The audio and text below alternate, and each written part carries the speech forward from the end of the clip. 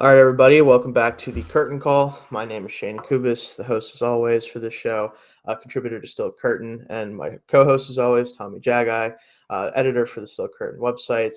We also do, of course, our main podcast live Wednesdays at 1:30 p.m. Always check that out on the Still Curtain YouTube channel here. But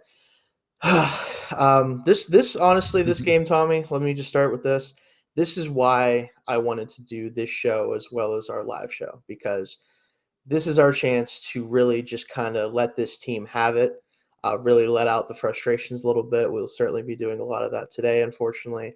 Coming off a devastatingly bad 30-6 loss to the Houston Texans on the road against a team that, while playing much better than anyone expected, was clearly not, even favored in this game despite being at home. And we thought for good reason, and we were quite wrong about that. That's kind of the main thing here. This is as bad as it's been, I would say, right? Mhm. I've watched this team for most of my life, and obviously we've had the pleasure of watching a lot of really good football teams.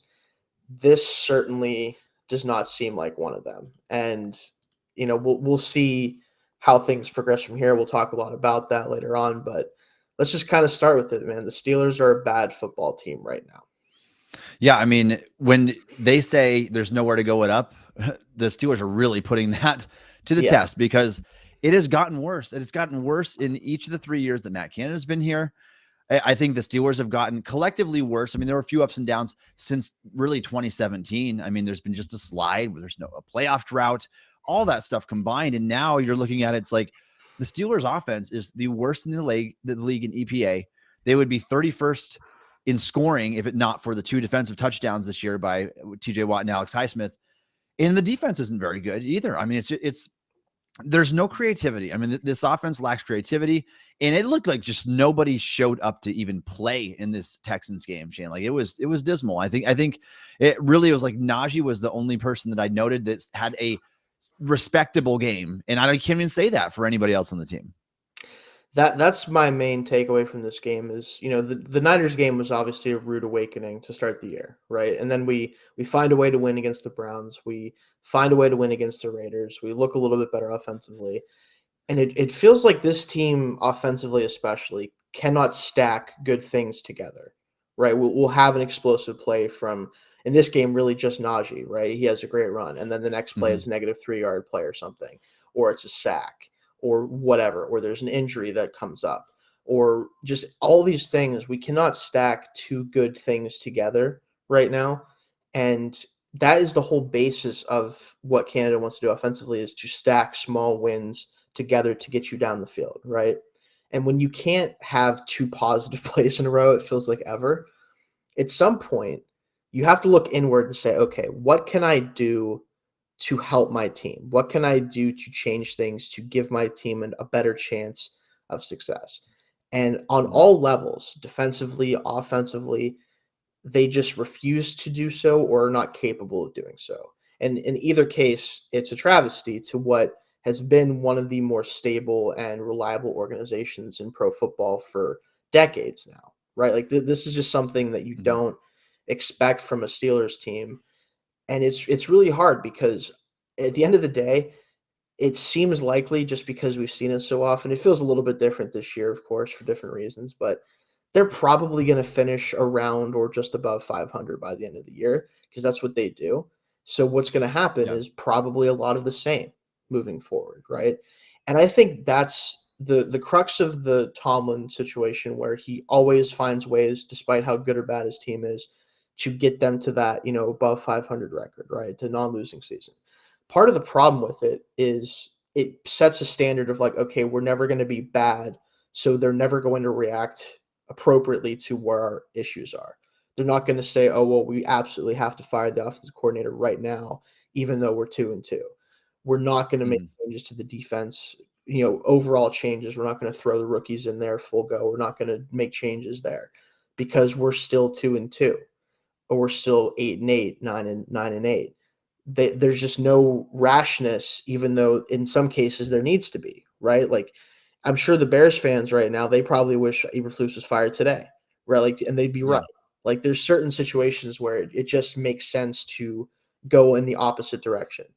but this team doesn't feel like they're capable of doing that. They're not willing to do so. And, we'll talk about it with this next. Like Tomlin's changes. He talked about after the game about how, of course, there needs to be changes. We just got blown out, all this stuff. And what does he talk about today, Tommy? He talks about what? Go ahead. I know you watched the presser. Throw it out of us. Yeah, this is mind-boggling. It really is. I don't think there's any other way to put this. And when Tomlin was saying there's going to be changes, we all assumed that meant something big, right? I mean, it's not like the Steelers to do that. He doesn't say this the stuff sample. Often. No, he doesn't say that often. But again, we have hit rock bottom here. I mean, we are struggling. The Steelers have been outscored 60-13 in games against Brock Purdy and CJ Stroud, two quarterbacks who are younger than Kenny Pickett. So you just can't have the play that you are playing right now and expect things to continue the way they are. And so the change, when he was asked about in the press conference, Shayne, was actually nothing at all. I mean, it's really, that's what it came down to, is we need to practice harder. I'm like, really? That's what you're chalking up this big change? Like, you're telling us that you're going to make these changes, and it comes down to a matter of effort in practices. I mean, that's all you've got up your sleeve. I mean, you're not changing anything personnel wise. You're not making coaching changes, which are completely necessary at this point. They have been for a season now. I mean, you could look at this time last year, Shayne, and say Canada needed to be fired 4 games into the season last year because of how poorly the team got off to in their start last year. So for that to be his change, it's just mind-boggling, and it's really unacceptable. I mean, Tomlin, like he typically does, Shayne, he used a lot of words. He says a lot of things, but they don't really equate to anything. They don't really mean anything. They're pretty empty at the end of the day for what he just said in his press conference, because he's not giving us any substance. He's not making any real changes. He's just kind of trying to calm everything down a little bit, but it's not working. Yeah, and he specifically said, like you said, padded practices, specifically doing more of those because they've been practicing in helmets lately. A canned answer about like some matchup adjustments or something like that, like as far as getting more guys involved in different ways. And like I think he did bring up Joey Porter Jr. earning more snaps, which he played 10 in the Texans game. I would say it's about time. Yeah, I mean, I don't understand what's the point of waiting this long. But I think like the ultimate issue with it is there's a lot of changes that need to be made, and this team isn't capable of making them all in quick succession. Like what I'm expecting to see, even from this team, with the lack of changes, Joey Porter Jr. is going to start playing more. Keanu Benson needs to play even more than he is, because he's playing like 36% of the snaps. That has to be 50 plus. I know it's an interior defensive line rotation right now, but he needs to be the number one guy that's playing the most snaps, especially because like Ogunjobi's played well this year overall, but like his foot is always going to be a little bit of a hindrance to him. Like maybe you can get him some better snaps by limiting them a little bit. Like Benton needs to continue to play more and more, especially while Cam's up. But even once he comes back, those two being on the field together would be great. You need to let now, like with the more injury, now we're going to see Broderick Jones by default, which like I hate for it to be because of an injury, but like this needed to happen anyway. So that's not really a problem for this team or anything like that for him to be out.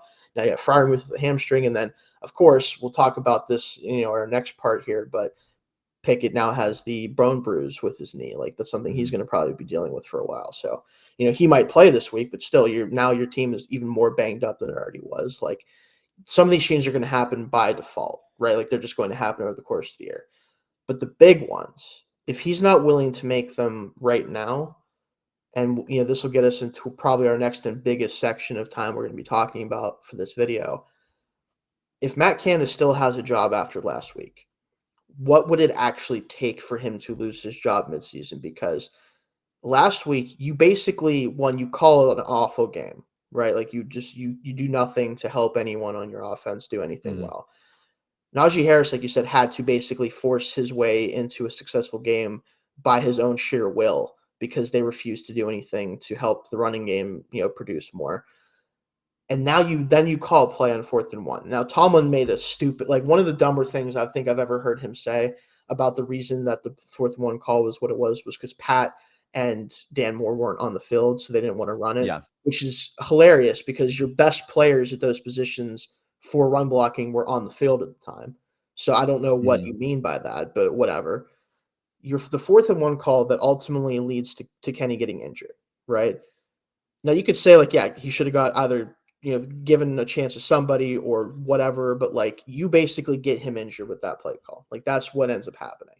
If that isn't enough to get you fired or at least get you out of the play calling seat, I'm curious what exactly it would take for them to actually remove him from that position. What do you think? Yeah, what a terrible answer in response to that question from Mike Tomlin. And that's why I think that collectively this might have been the worst press conference I've ever seen from From him? Tomlin before. Yeah. Because I feel like he just deferred. Like he didn't give anybody any real answers here.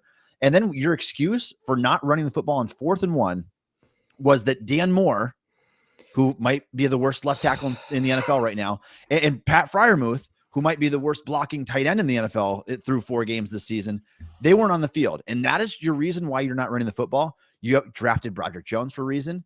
You drafted Darnell Washington for a reason. Those guys were on the field. So I can't buy that excuse. I'm not believing that that's the reason why the Steelers didn't run the ball. And if they did, Shayne, if this truly is Tomlin's reason for not running the football on that critical 4th and 1 in this game, then I don't feel like he has a feel at all for where the strengths of his players are, because they had 2 guys on the field who are better run blockers than the guys who were injured at that point. So it's such a poor excuse, first of all. And then you said it, because checking into that play. Now, obviously some of this falls on Pickett. He tried to extend the play too long. He rolled out of the pocket like he does way too often. And I feel like he's just getting the jitters back there because of being smashed so much. But if you're not calling a shotgun passing play with no play action or anything in this situation, just setting him up to fail, essentially. I mean, I'm fine with anybody who wants to throw some blame on Matt Canada to say, yeah, you kind of are a direct result of Pickett getting injured and getting that bone bruise. So thankfully it's only a bone bruise. I think we need to see Pickett back on the field as early and as much as possible this year, because you have to know who he is this year. But you said, Shayne, what will it take for Canada to be fired? Like I said, you've already been just humiliated 2 out of 4 games this year, 50% of the games that you've played. I think it would probably have to happen 2 or 3 more times at this rate. I really do, because if you're not willing to say you're not making any coaching changes, any adjustments at all, after how badly things have gone so far, and they've been terrible. I mean, like I said, the Steelers, they would be 31st in the league in scoring, 12.0 points per game. If you take away those defensive touchdowns, they are one of the worst teams in the league in point differential this year. They're a bad football team. Like we said already, they are a bad football team right now. And it's impossible to argue otherwise. And knowing that you're not making changes anyway, Shayne, I think it would take probably half a season and 2 or 3 more losses the ones in embarrassing fashion, the way that we just saw for Canada to ultimately be out of there and just go with an interim offensive coordinator in the meantime. I think, unfortunately, I think you're right. The more I watched this game, because I went back and watched this game, I went back and watched some of the other games. And there's been a lot of talk, and I understand it. I really do, because I know you've also been talking about it today.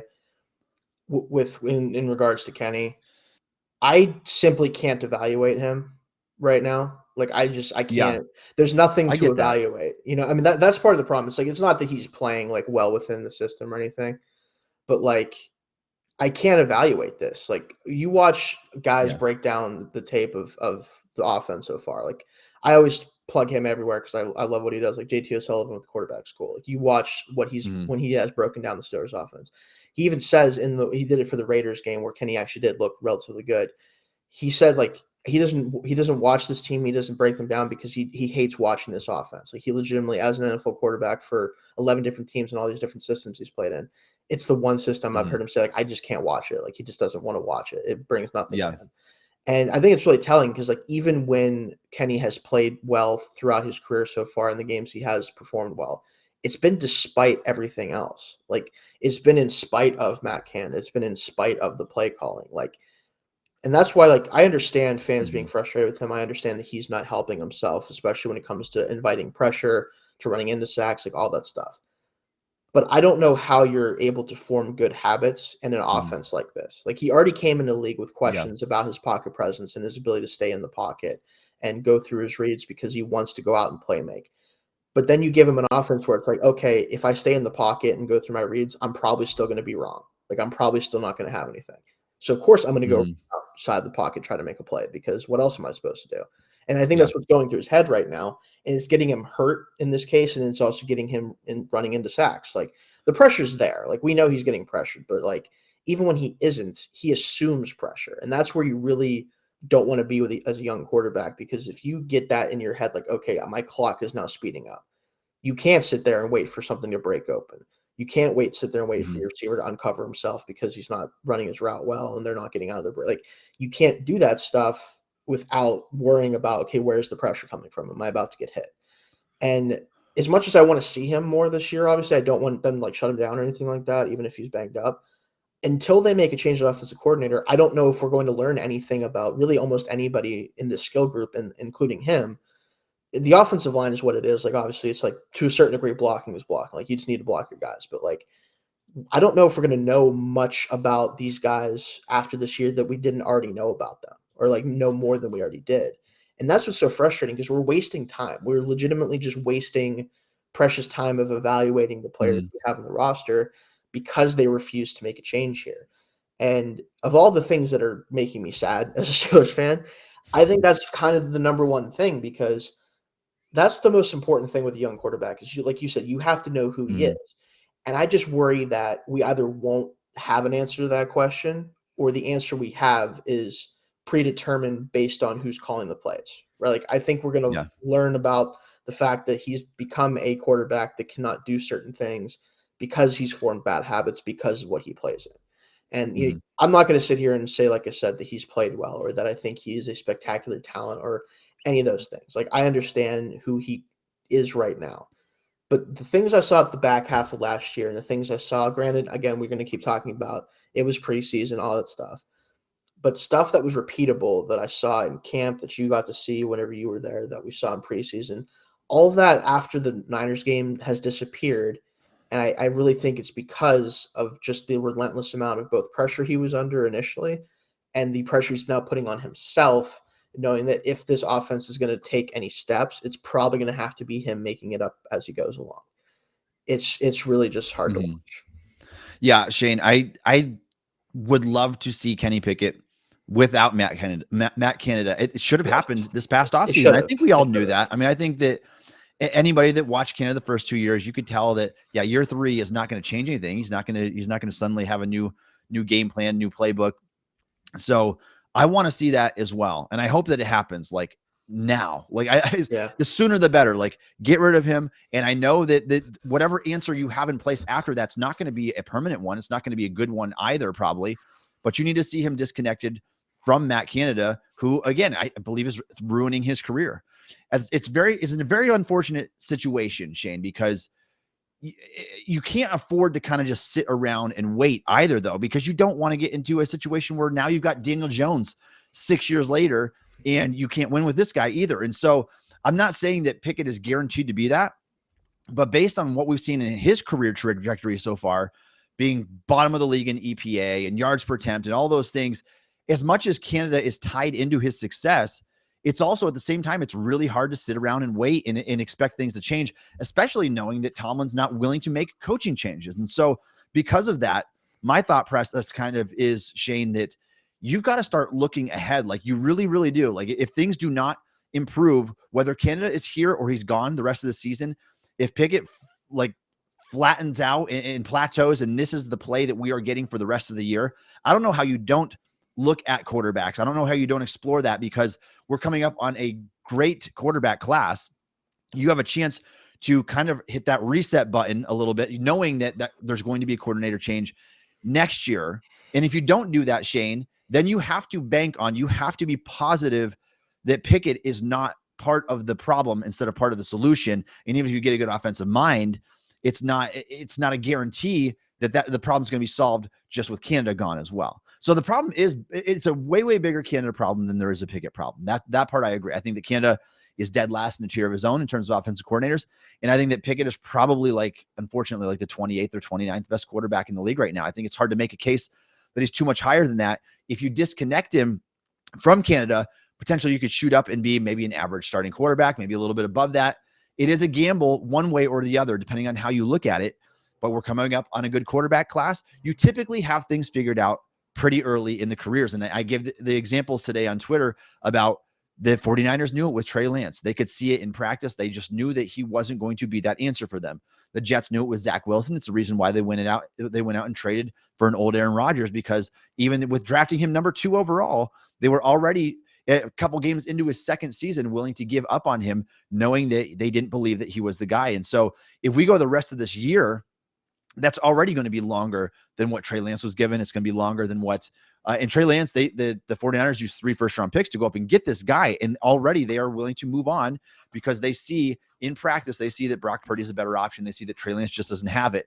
And it's the same way for the Jets, who spent the number 2 pick on Wilson. Now, I'm not saying that Pickett's career path is guaranteed to align with these guys, but we are already in that same point that Wilson was, that Trey Lance was. And we're looking at this and saying, you have to show more. Like, and I do think, Shayne, I do think that if you had like an uber talented quarterback, like if you had like a Josh Allen, you're going to be able to overcome a lot of what a bad coordinator brings because you just have so much talent. I don't think Pickett is talented enough that way to overcome a terrible offensive coordinator. And like you said, if we separate him from that, it's possible that he could. But I do think that if things remain the same from now to the end of the season, I don't know how you can't be thinking about that, especially knowing that that was not the guy that Omar Khan and Andy Weidel drafted. This was a Kevin Colbert selection in his kind of his going out party here. And Shayne, I got to be honest with you, Pickett's a guy, I had him 48th on my board. Yeah. He's kind of playing the way that I expected Pickett to play, like a guy that I thought was a day 2 pick instead of the 20th overall pick. And I know that he showed signs of life in preseason and last year, but I'm not overly surprised by it like some people are. I kind of think that might just be the player that Pickett is, unfortunately. And I hope that I'm wrong. Now, I think that no matter what, he's better without Canada, no matter what. And I think that everybody can agree with that. But I still would be interested to see how good that is. Is it, do you top out at like the 14th, 16th best quarterback? Can you be better than that? Because I think that even if you're just middling, if you're average, you got to look at it as we've already wasted 2 rookie years. He's going to be a 26-year-old quarterback next year. And if you have a chance to kind of reset, I think that it has to be in the back of your mind, whether you are a Pickett supporter or not. I think that there's an opportunity next year to make even bigger changes. So that's kind of where my head is right now, Shayne. I know that you and I disagree on that a little bit there. And I hope that Pickett can turn around. I really do. I think he's got some good things to work with, the throw on the run, the scrambling. But the pocket awareness has got to be better. The decision-making has got to be better. And we've got to see him disconnected from Matt Canada. I hope that happens this year so we can get a sample of that. Yeah, I still think the most likely outcome here is that Canada isn't retained at the end of the year. He's going to probably be the play caller the rest of the year, guys. Like, it just is what it is. Like, I think what you said about if they get embarrassed a couple more times, maybe that's enough for them to just, even if they don't fire him, they take him out of play calling duties. Maybe they give it to Sullivan or, whoever it ends up being. Yeah. But, the thing I'm worried about for this team is I think that if they were to look at quarterback in this draft class coming up, right, I still think even if they don't get things going entirely this year, they're probably picking somewhere between like 15 and 20, right? Like, I just don't see them bottoming out the same way some other teams have already started to bottom out. And for me, the 3rd or 4th quarterback in this class is going to be a similar level of player prospect-wise for me so far. Now, I've seen, I haven't watched a ton of the quarterbacks that I have kept up with a lot of the top ones. We're not going to be in position to draft Caleb Williams, a Drake May, even probably whoever ends up being a 3rd quarterback. We're not going to be in position to draft those guys unless we're willing to hemorrhage a lot of assets, which we know this team is probably not going to do. So for me, if you're not drafting a true top-level prospect, I'm not going to insert him into a team where you don't know if the offensive coordinator is going to be good. You don't know if the surrounding talent is going to be great. I would rather give in the 3rd-year situation, especially if he shows some signs of life down the stretch, despite the play calling. I'd rather give a new offensive coordinator a chance to work with him and see if you can get things going with the pieces we have. And then going into next year, have the opportunity, like you'll really truly know then what you have to work with. And then you can adjust to where, okay, maybe we do have to hemorrhage some assets to go up and get a quarterback. Maybe we have to look at a free agent option, whatever it ends up being. But I think it's very unlikely they're going to be in position to draft a good enough prospect to make that switch right now. That's kind of my main thing with it at this point, regardless of how Pickett plays, really. That's kind of the main thing for me. But yeah, like you said, I don't blame people for feeling that way. I really don't. Like it comes down to quarterback play so often in this league, especially now. But it doesn't feel like the Steelers understand or care about that. I think they still think they Mhm. can win by averaging 20 points a game and letting the defense go win them games. But we haven't even really talked about the defense too much. But I think we can touch on that more in our last part here. Where do they go from here, right? Where do the Steelers go? Because defensively, it'd be one thing if we lost this game like 17-6, right? Like if it was a slugfest that the offense just couldn't get going and the defense finally, gave up a touchdown or two down the stretch. But they were just getting annihilated because the Texans knew if we can mitigate the pass rush, if we can double team Watt, if we can run away from Highsmith, if we can get Mhm. the ball quickly, if we could run the football on just a team that can't defend the run right now, from especially the secondary, but even the front seven is just not doing a great job overall, then it doesn't matter that we have 4 of our 5 offensive linemen out. It doesn't matter that Stroud is a rookie quarterback. And they were right. Stroud hit his throws when he had to. He did have 14 incompletions out of 30. So, he had some misses, but overall, like, he hit some big plays. He did what he needed to do. Like, Dameon Pierce was really efficient as a runner. Like, they just manhandled this defense. And it all Mhm. comes down to, for me, the corners just can't play. They can't. And No, they cannot. you can keep watching Levi Wallace if you want. You can keep saying that he's a starting player if you're the Steelers. He isn't.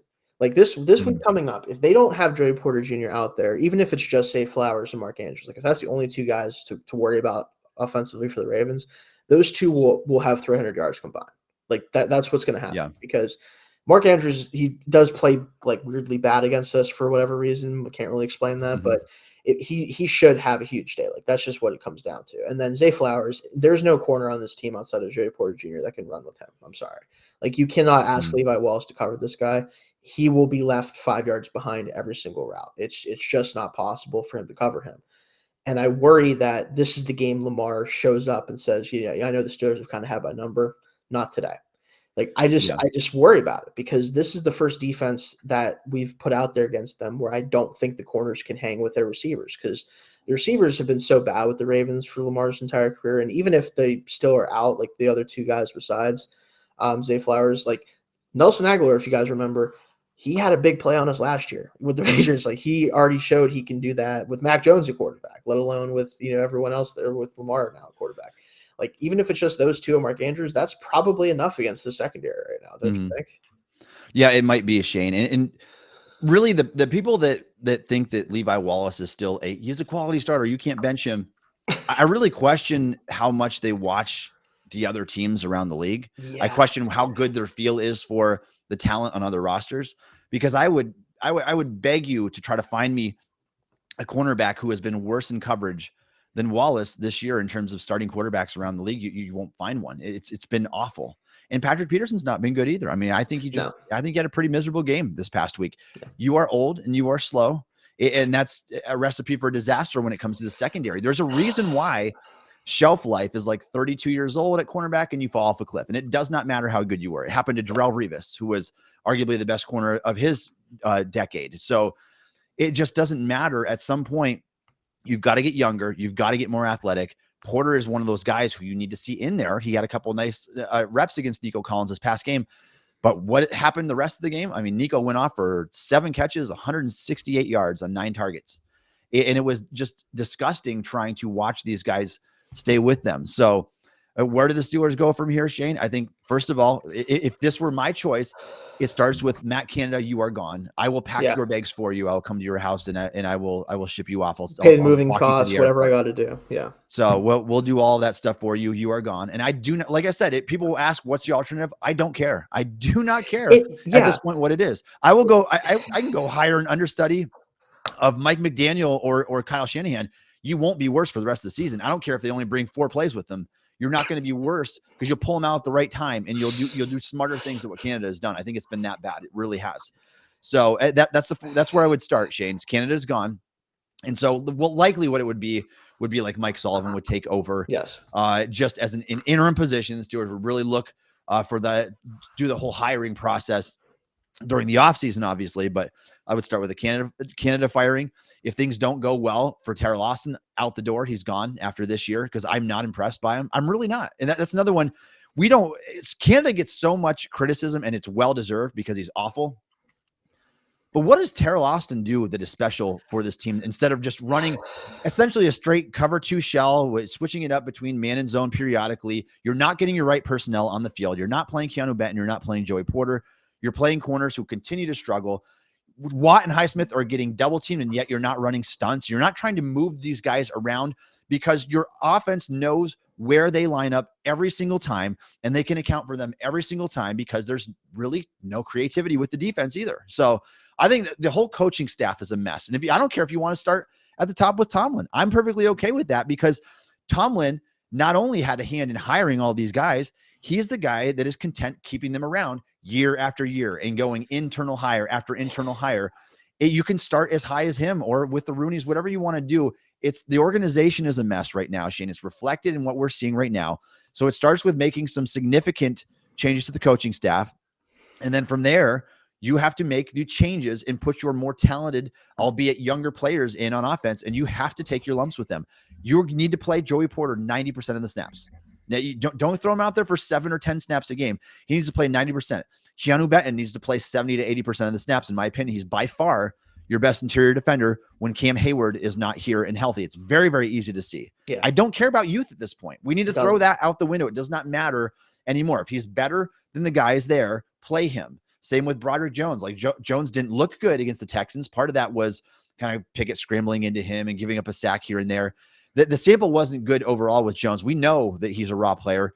We have to take our lumps with him because he is the guy that's going to be the future. They're not Dan Moore. And so it's so many, it's such an old school mentality that the Steelers have, Shayne, in terms of we got to play our veterans. We got to play our older guys, even if they're not as talented.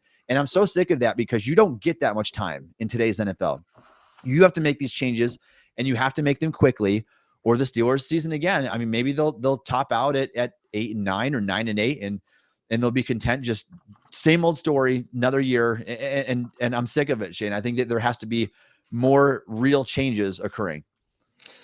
Yeah, I'll kind of piggyback off some of what, where they could go from here. I think that what you said about obviously the coaching changes that's a slam dunk. I mean, I think anybody you ask around the league, even people who don't really even understand what's going on with the Steelers, are like, oh yeah, just fire like almost everybody. Yeah, just do that. It's like, yeah, probably. I think you're right about Canada where like if you fire him, it's probably Mike Sullivan, and he's coordinated offenses before that.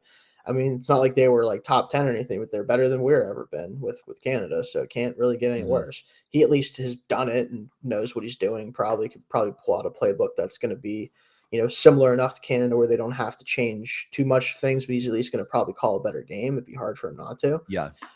Maybe he'll know to run it on 4th and 1 whenever your running back is averaging like 5 yards a carry and whatever. But, I don't. I mean, that's the easy one. Terrell Austin, like you said, Terrell Austin, he just doesn't move me. The defensive coordinators for this team since LeBeau just don't move me, right? Like they don't add anything to the equation. They just kind of run out, like you said, cover 2 shells and just rely on the pass rush to get home. And whenever you're playing a team that knows like, oh, we're playing the Steelers, let's just do everything we possibly can to mitigate their pass rush, and we'll win the game. Like that's all. We've said it multiple times on the show so far this season. The Steelers' pass rush is what dictates whether they win or lose games. And as great as the pass rush is, if a team knows, like, oh, man, all we got to do is figure out a way to keep these guys from killing us. We don't even have to stop them. We just have to keep them from changing the game. We're going to probably win. It's really hard to play football when you have a handicap like that, like when you know that. And so that obviously needs to change too. And I'll say this because a lot of people are obviously calling for Tomlin's head right now. And more so than ever, I understand it because – as good of a individual coach as he can be when things are going well around him. Like I think whenever the coordinators are holding up their end of the bargain, and he's obviously responsible for who his coordinators are. So this is ultimately on him. When he's had coordinators that are capable, everything he does as a motivator, as a player's coach, as the CEO type head coach, it all works, right? Because the players can buy into the rest of the staff. They can say, okay, the offense is good. The defensive coaching is good. Now he's just going to motivate these guys to get just a little bit more out of them than really most other coaches are capable of. When you surround that type of coach with the type of coordinators he surrounded himself with, all of his value is lost, right? Like you don't get the value of a Mike Tomlin when your coaching is this bad around him. So at some point, I do think it's going to come down to him to say, okay, I need to surround myself with better coaches. And if I can't do that, am I a good fit for this organization? Because as much as he's accomplished, he's limiting his own ceiling by the choices he's making, right? That's the thing that's so Yeah. frustrating is this does fall on him because he's the one ultimately that I do really think that if he went to Rooney right now and said, listen, Canada needs to be fired, I really have a hard time thinking that Rooney would say no. I just don't believe it, right? Like I think that Mhm. the respect there is very mutual, obviously. I think that Rooney, as much as he's not a guy who likes to fire people, if Tomlin really like just pleaded with him, like, listen, you need to get this guy off my staff. I don't care what the situation is. I don't care what you have to pay him the rest of the year for not coaching for us. He would be better. It would be a better investment of your money for him to be sitting at home than here. Like that's what I think he Mhm. would have to say to him. I really think he could do it. And the fact that he hasn't really is an indictment of him. And it's frustrating because we Mhm. all know by watching him all these years how good of a coach he's capable of being. And for him to really hurt himself so much, it sucks to see because I really feel like regardless of how long his tenure is going to be from this point on, it's going to be tarnished by his decision making over the past couple of years. Because we could have been in a much better position to compete than we've been had he made different Mhm. decisions at coordinator. And I just hope the next guys that come in, because I do think there's a chance that they do kind of clean house a little bit in certain ways. The people that come in next, I really just hope that they're one from outside the organization. Mhm. Two, I hope that they are good enough to allow what makes Tomlin great to shine again. And I just don't have confidence in it right now. Yeah, and I think that Shayne, part of it is he needs to be willing to give up some of his power. Like he Yes. can't have his hand in everything. And so let your offensive coordinator be their own person. Let your I know you're I mean, you were built in that Tampa 2 defense, but if you need to make a change because your personnel just not there for that and you need to try something else, give that up. He needs to be better about that. And Shayne, like if he goes, this will be 7 years if the Steelers don't win a playoff game. There's no coach. There is no active coach in the league right now that can keep a job for that long with that little postseason success. But Tomlin has a reputation that is built up, obviously, at this point because of the Super Bowl win and all the things that he's accomplished in the past. You can't keep riding the coattails of your past succession.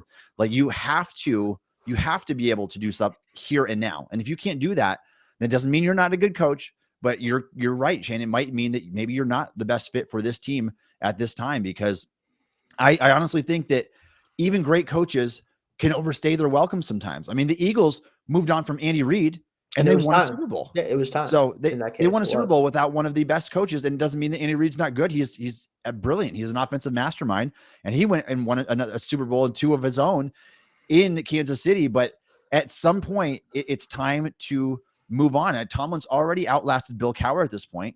And Shayne, one thing that I really hope the Steelers are open to, I don't think that they will be, but one thing that I really hope they're open to is when Tomlin is done, please be open to bringing in an offensive minded head Yes. coach. Yes. It is the way that the NFL is going today. I just don't know how you can watch teams like the Bills and the Dolphins and the Chiefs and the Cowboys and the 49ers, all these teams who are just tiers above the Steelers in terms of what they can produce on offense. You can't watch those teams and tell me that that's not what can win right now. I think largely, Shayne, your defense can win on talent alone. And it doesn't mean that you can't have a good defensive coordinator to pair with that. But I really, really hope that they are open to doing something that they never do and get an offensive mind in there as the next head coach. Because for one thing, Shayne, if you do get a great offensive coordinator, he's going to be poached. He will be poached, and the Steelers will stay with Tomlin anyway. And so then you're back at square one. So because good offensive minds get snatched up immediately. And so I hope that's something they're willing to do, but I can't see the Rooney's getting on board with that. It's something that they just haven't done historically. No, and I think that right now, especially like just to put a bow on the Tomlin situation, I think that there's multiple teams that would be better off having him as their head coach than us having him as our head coach Yeah. with the current situation. Like if you were to drop him into the Chargers right now, Mm. they're Yeah. probably, they're at least 3-1, and they're probably on their way to a really strong season, opposed to Mm. really just getting by right now with what they're doing right now. Like you give him an offensive coordinator like Kellen Moore with a Yeah. quarterback like Herbert, like, and just let him kind of figure the rest out. Like that's a great football team.